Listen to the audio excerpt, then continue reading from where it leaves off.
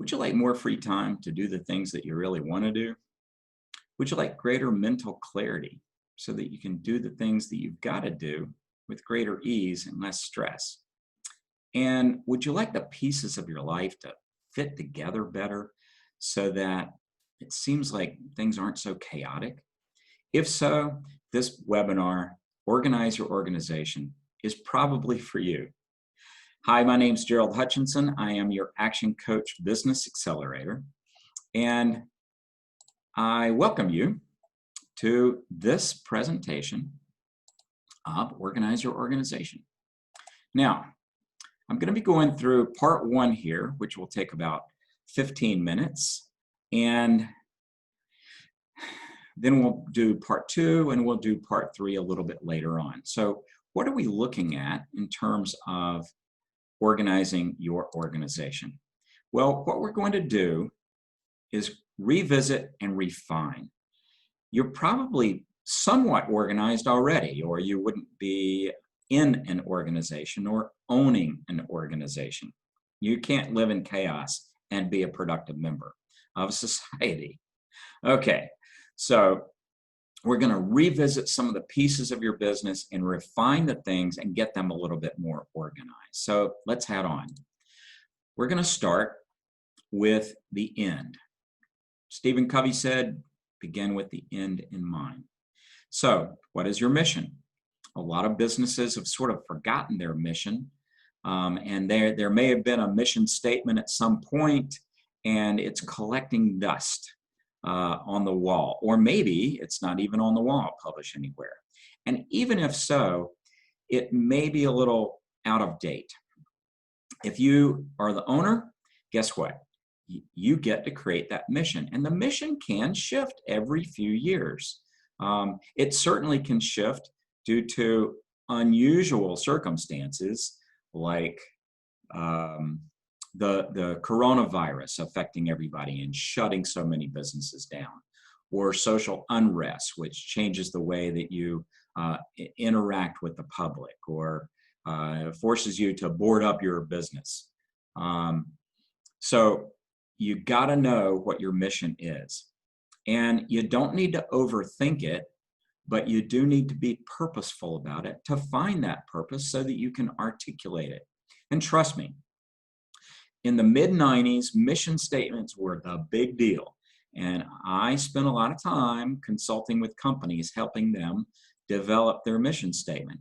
And quite frankly, I think I helped businesses waste a lot of time trying to find that, trying to state that, wordsmith it perfectly.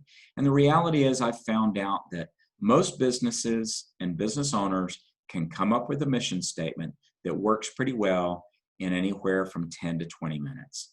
In other words, it's merely a reflection of what you're already thinking, what you're trying to achieve. But you need to have it because you need to know, are you on mission or are you off mission? And if you don't know what your mission is, you can't make that on or off statement. Same thing, purposeful. Are you on purpose or off purpose?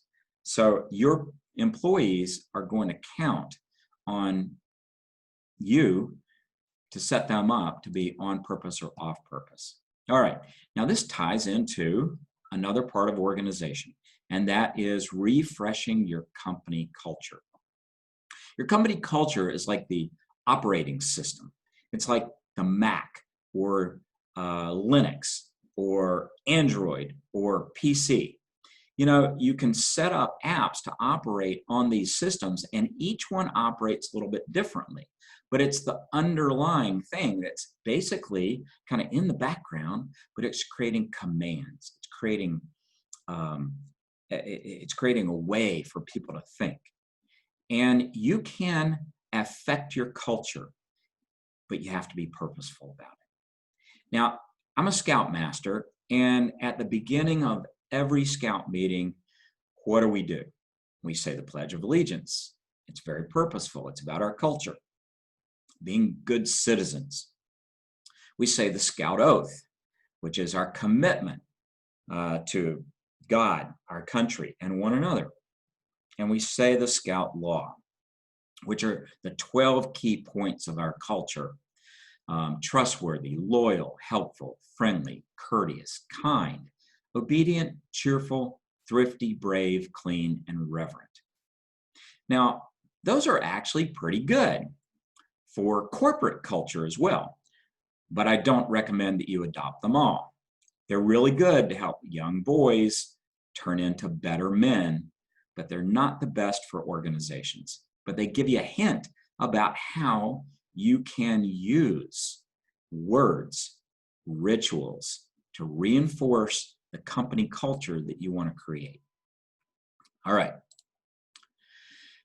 Next aspect of organizing is getting yourself and your team motivated. Now, if you personally, as a business owner or a contributor, have a little problem with motivation, then it may mean that you're kind of out of congruence. You're not really aligned with your own purpose or your own mission, which goes back to, what is it? And kind of redefine it and reinvigorate it. But the other piece is that maybe you're just a little burned out and you need to take some time in different types of segments. It may be an hour a day, it may be 20 minutes a day, it may be, one extra long weekend a month to get away, kind of refresh and recharge so that you can be motivated. And if you're in a leadership position, guess what? You are influencing others with your own motivation, and people follow the leader. If the leader's not motivated, it's hard for the team to be motivated as well. Now, team motivation does depend on everybody or anybody. Another way of saying it is there's no I in team, but there is a me. And the question is, me, what am I doing to help the team be more motivated, more productive, and more confident? And it's a fairly complex human dynamic. And folks, if you have questions about that, please call me. I have been working with teams since I was a expedition leader with Outward Bound from the mid-1980s. I have led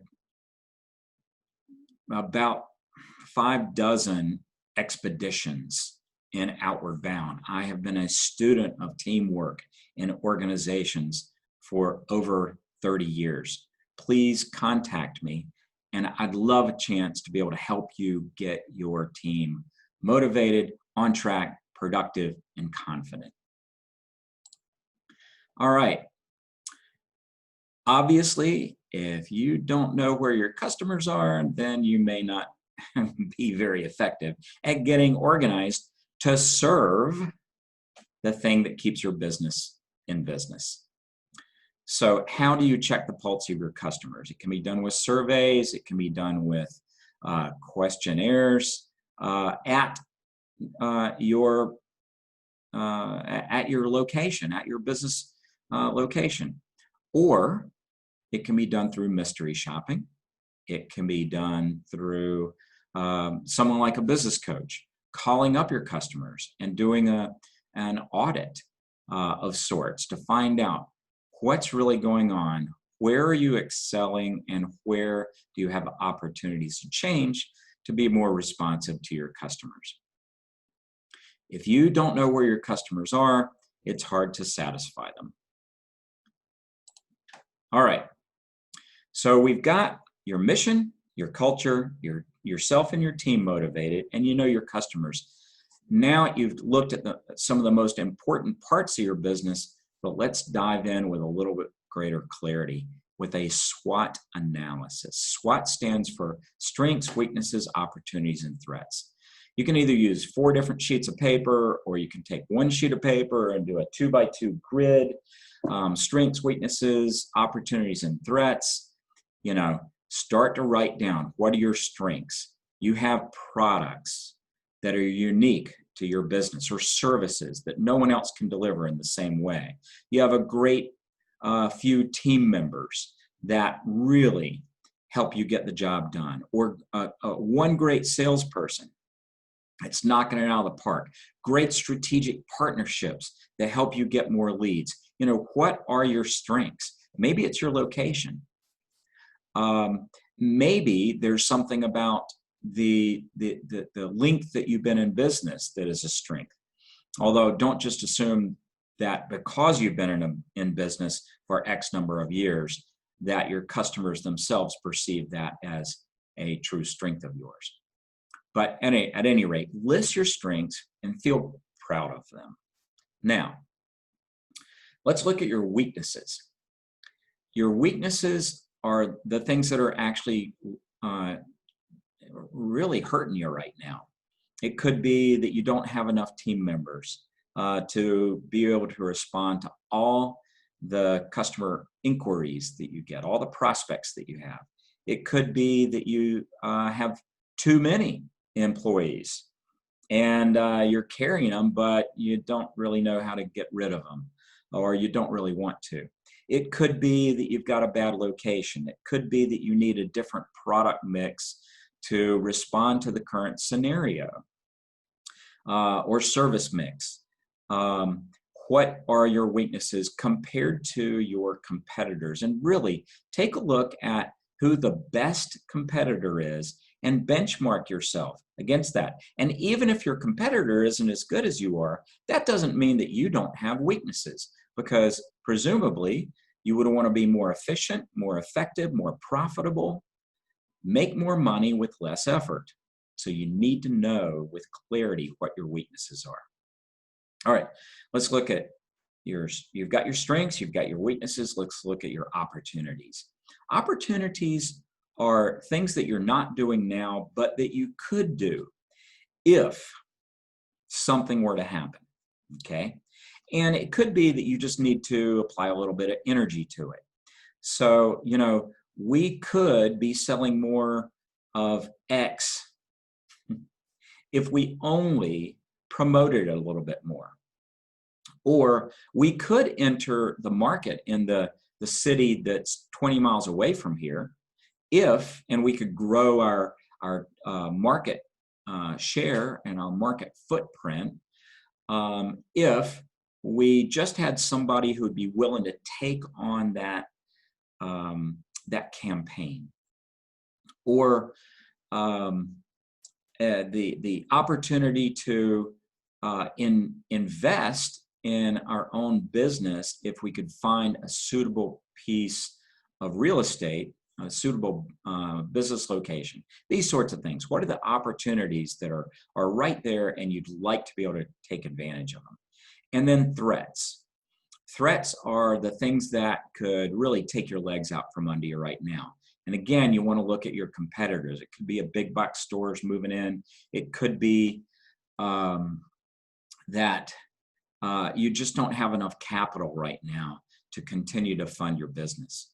But whatever threats you have, make sure that you spend some time thinking about them, because they really can knock your legs right from under you. All right. So now you've got your 2x2 grid, your strengths, weaknesses, opportunities, and threats, and you're in a really good position to take a look at your business, figure out what are my priorities. And we're going to address your priorities in part 2, which will start in the next video.